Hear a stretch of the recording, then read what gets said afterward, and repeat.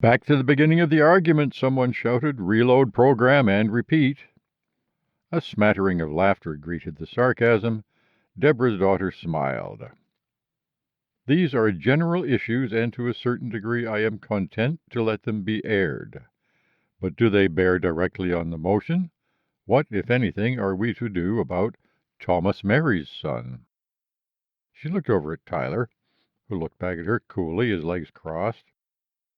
A woman in a constable's uniform rose.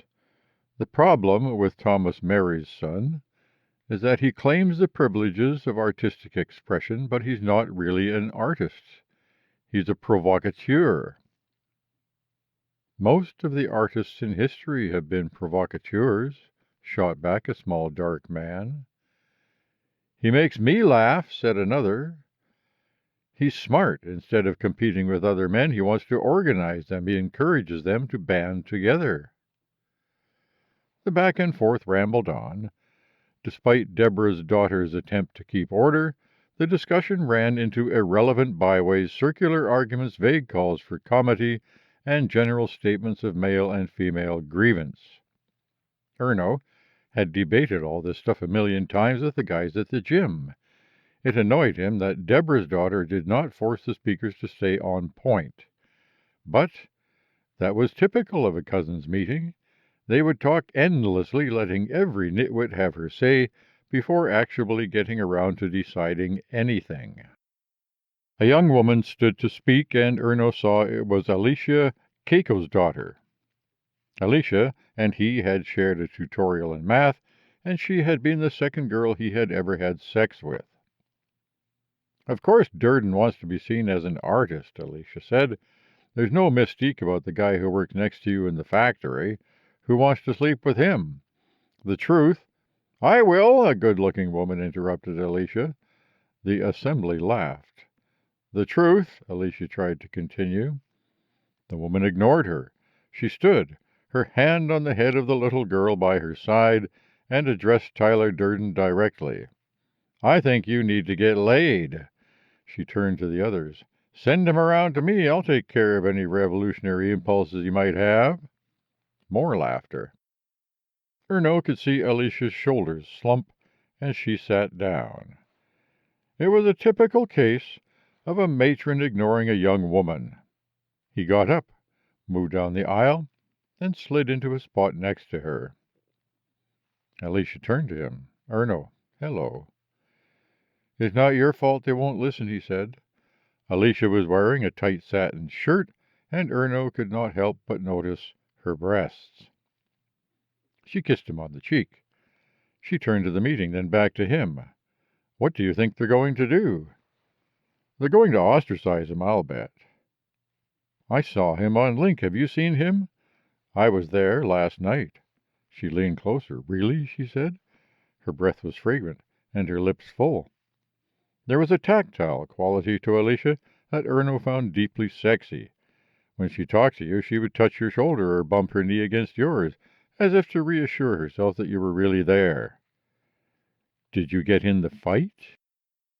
A woman on the other side of Alicia leaned over.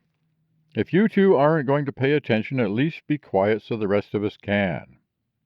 Erno started to say something, but Alicia put her hand on his arm. "Let's go for a walk." Erno was torn. Boring or not, he didn't want to miss the meeting, but it was hard to ignore Alicia. She was a year younger than Erno, yet was already on her own, living with Sharon Yasmin's daughter while studying environmental social work. One time, Erno had heard her argue with Sharon about whether it was true that women on Earth could not use elevators because if they did, they would be inevitably raped. They left the amphitheater and walked through the park. Erno told Alicia his version of the riot at the club, leaving out his exploring the deserted lavatory with Tyler. "Even if they don't make him invisible," Alicia said, "you know that somebody is going to make sure he gets the message." "He hasn't hurt anyone. Why aren't we having a meeting about the constable who clubbed Yokio's son?" "The constable was attacked. A lot of cousins feel threatened. I'm not even sure how I feel." "The unwritten law." Erno muttered. The what? Tyler does a bit about it. It was an earth custom in most of the patriarchies. The unwritten law said that, if a wife had sex with anyone other than her husband, the husband had the right to kill her and her lover, and no court would find him guilty. That's because men had all the power.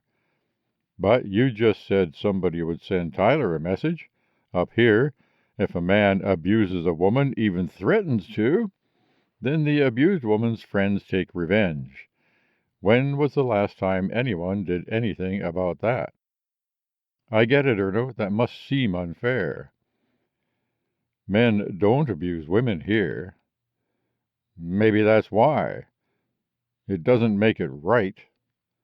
You're right, Erno, it doesn't. I'm on your side. Erno sat down on the ledge of the pool surrounding the fountains. The fountains were the pride of the colony. In a conspicuous show of water consumption, the pools surrounded the central spire and wandered beneath the park's trees. Genetically altered carp swam in their green depths, and the air was more humid here than anywhere else under the dome. Alicia sat next to him. Remind me why we broke up, Erno said. Things got complicated. She had said the same thing the night she told him they shouldn't sleep together anymore. He still didn't know what that meant, and he suspected she said it only to keep from saying something that might wound him deeply. Much as he wanted to insist that he would prefer her honesty, he wasn't sure he could stand it. I'm going crazy at home, he told Alicia. Mother treats me like a child. Lena is starting to act like she's better than me. I do real work at biotech, but that doesn't matter. You'll be in university soon. You're a premium gene hacker. Who says? Erno asked. People. Yeah, right. And if I am, I still live at home. I'm going to end up just like Nick, he said, the pet male in a household full of females. Maybe something will come of this. Things can change. If only, Erno said morosely. But he was surprised and gratified to have Alicia's encouragement. Maybe she cared for him, after all. There's one thing, Alicia. I could move in with you. Alicia raised an eyebrow. He pressed on. Like you say, I'll be studying at the university next session. She put her hand on his leg. There's not much space with Sharon and me. We couldn't give you your own room. I'm not afraid of sharing a bed. I can alternate between you. You're so manly, Erno, she teased. I aim to please, he said, and struck a pose. Inside he cringed. It was a stupid thing to say, so much a boy trying to talk big. Alicia did a generous thing. She laughed. There was affection and understanding in it. It made him feel they were part of some club together. Erno hadn't realized how afraid he was that she would mock him. Neither said anything for a moment. A finch landed on the branch above them, turned its head sideways, and inspected them. You know, you could be just like Tyler Durden, Erno. Erno started. What did she mean by that? He looked her in the face. Alicia's eyes were calm and green, flecked with gold. He hadn't looked into her eyes since they had been lovers. She kissed him. Then she touched his lips with her finger. Don't say anything. I'll talk to Sharon. He put his arm around her. She melted into him. In the distance, the sounds of the debate were broken by a burst of laughter. Let's go back, she said. All right, he said reluctantly. They walked back to the amphitheater and found seats in the top row, beside two women in their 20s who joked with each other. This guy is no Derek Sylvia's son, one of them said. If he could fuck like Derek, now that would be comedy, said her blonde partner. Deborah's daughter was calling for order. We cannot compel any cousin to indulge in sex against his will. If he chooses to be celibate and encourages his followers to be celibate, we can't prevent that without undermining the very freedoms we came here to establish. Nick Ferrison, his face red and his voice contorted, shouted out, "You just said the key word. Followers. We don't need followers here." Followers have ceded their autonomy to a hierarchy. Followers are the tool of phallocracy. Followers started the riot. Erno saw his mother, sitting next to Nick, try to calm him. Another man spoke. "What a joke! We're all a bunch of followers. Cousins follow customs as slavishly as any earth patriarch." "What I don't understand," someone called out directly to Tyler, "is, if you hate it here so much, why don't you just leave? Don't let the airlock door clip your ass on the way out." "This is my home, too," Tyler said. He stood and turned to Deborah's daughter. "If you don't mind, I would like to speak." "We'd be pleased to hear what you have to say," Deborah's daughter said. The trace of a smile on her pale face made her look girlish despite her grayish hair. "Speaking for myself, I've been waiting." Tyler ran his hand over his shaved scalp, came to the front of the platform. He looked up at his fellow citizens and smiled. "I think you've outlined all the positions pretty clearly so far. I note that Tashi Yokio-san didn't say anything, but maybe he'll get back to us later.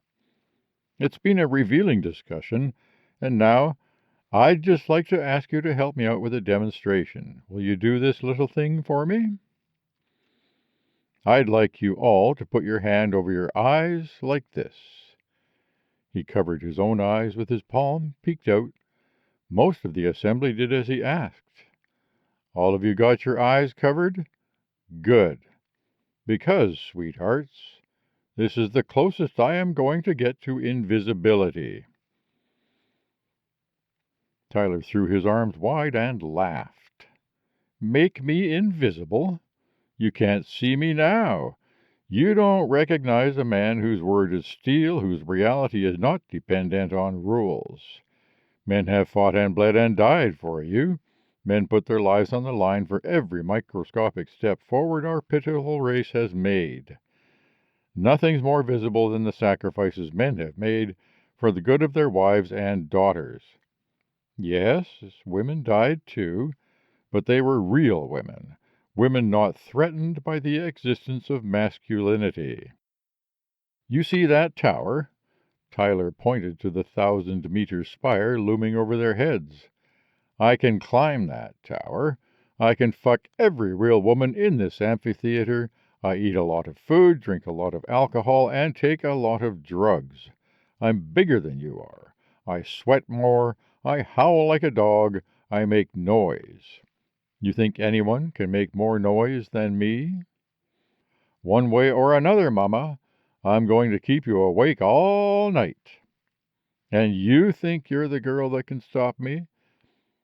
My Uncle Dick told me when I was a boy, son, don't take it out unless you intend to use it.